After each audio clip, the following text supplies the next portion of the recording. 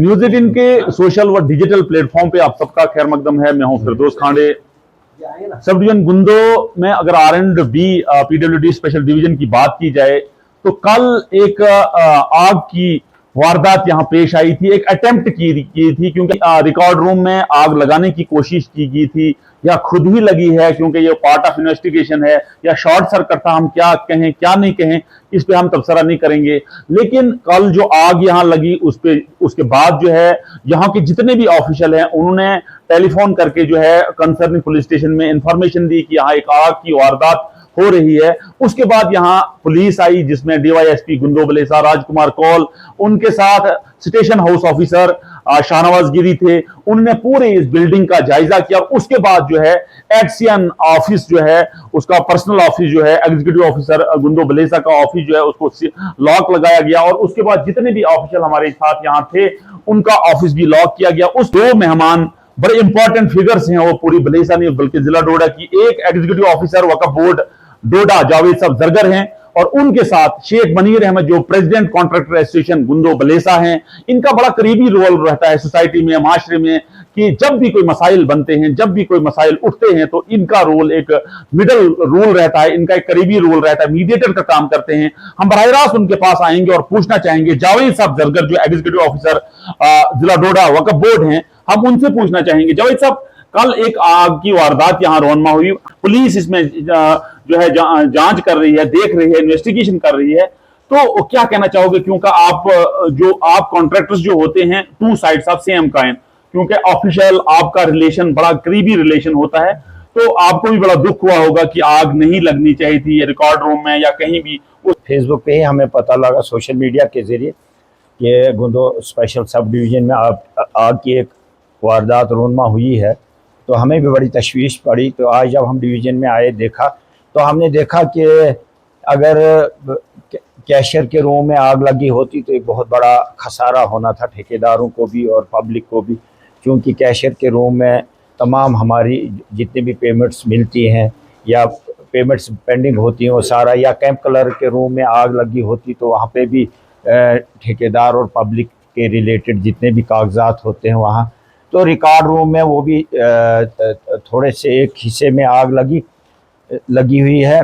तो इसमें हम ये मानते हैं कि हम किसी को दोषी नहीं ठहराते हैं कि डायरेक्ट, क्योंकि पुलिस इन्वेस्टिगेट करेगी, चोर पकड़ा जाएगा, आग लगाने वाला पकड़ा जाएगा, अगर खुद आग लगी होगी उसका भी पता लग जाएगा कि कैसे आग लगी। क्योंकि आग के 2-3 कारण होते हैं।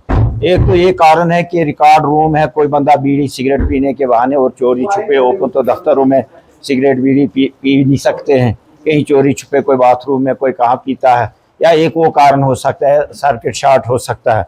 अगर हम अगर सारा रिकॉर्ड जला होता तो हम ये मानते कि कोई किसी की ये नीयत थी, कोई बहुत बड़ा घोटाला था यहाँ पे, वैसे भी कोई दिखता नहीं था, या बहुत बड़ा कोई स्कैम था तो उसको छुपाने के लिए लास्ट पे आग ही लगानी पड़ी।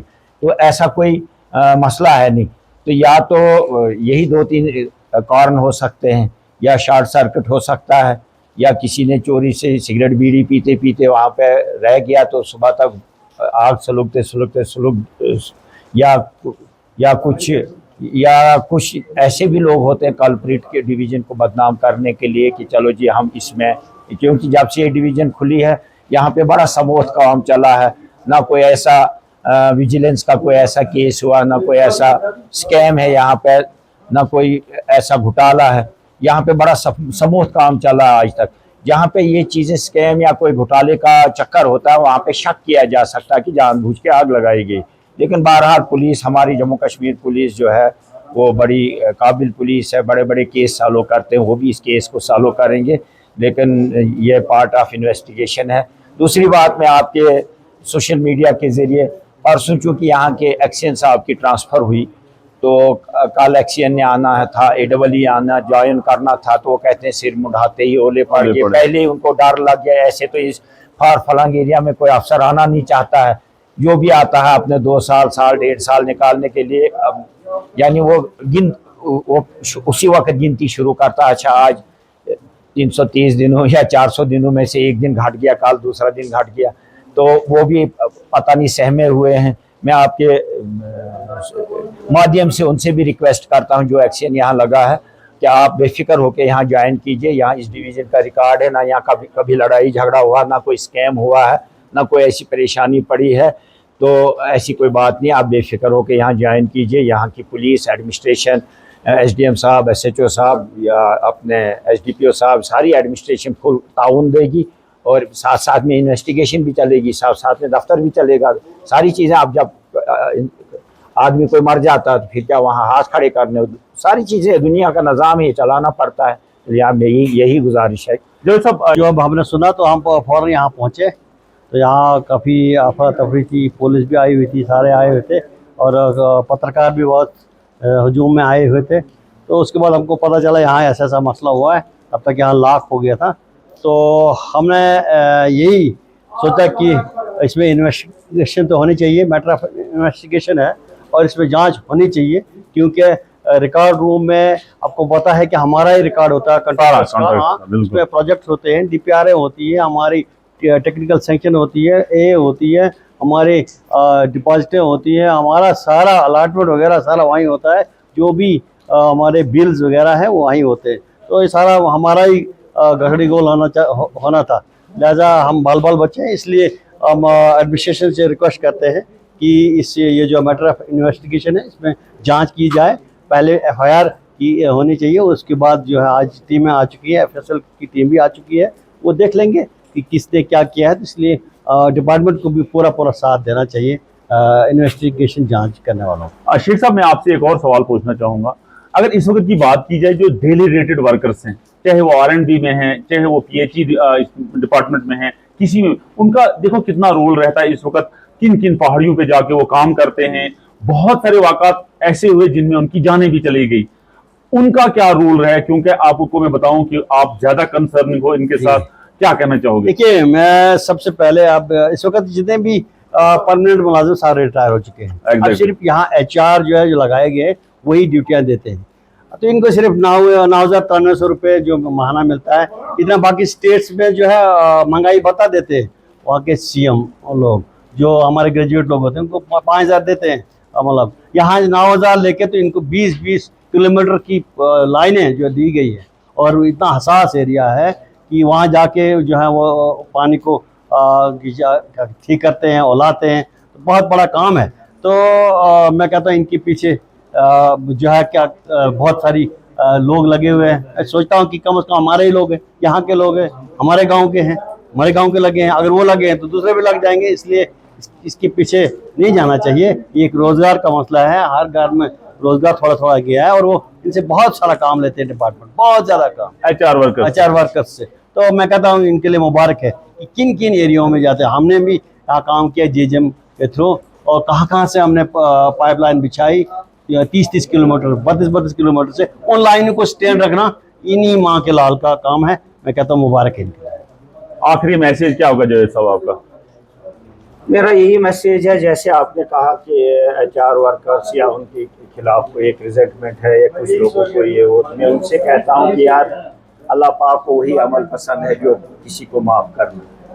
मामला अगर आपको किसी एक व्यक्ति के साथ है, लेकिन उससे प्रभावित या उससे असर अंदाज वो लोग हो जाएंगे जिनके घरों में इस वक्त एक उम्मीद तो है कि 9,000 मिल रहा है, और उन्हें ज़िंदगी के अभी तक 20-20 साल, 25-25 साल सर्व कर दिए हैं, और एक उम्मीद है कि मत सरकार हमें परमानेंट करे।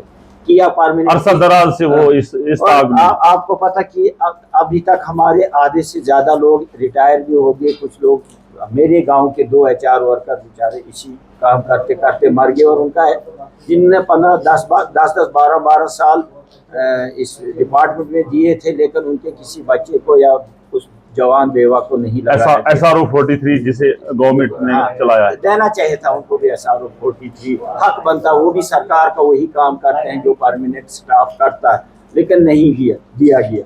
अब मैं तो गुजारिश ही करूँगा, क्योंकि नहीं, 2 मरने माफ़ कर दो। अब जो जैसे लगा वैसे लगा, लेकिन अब कम से कम उनके बच्चों की तरफ हम देखें। क्या क्यों किसी के बच्चे ऐसे सड़कों पे चले आए, कोई परेशानी में आ जाए। इस वक्त एक खौफ तो है उनमें, तो लेकिन उससे रिलेटेड चूँकि उतना रिकॉर्ड, उतना डैमेज नहीं हुआ, तो लिहाजा ये कोई उतना बड़ा नुकसान नहीं है।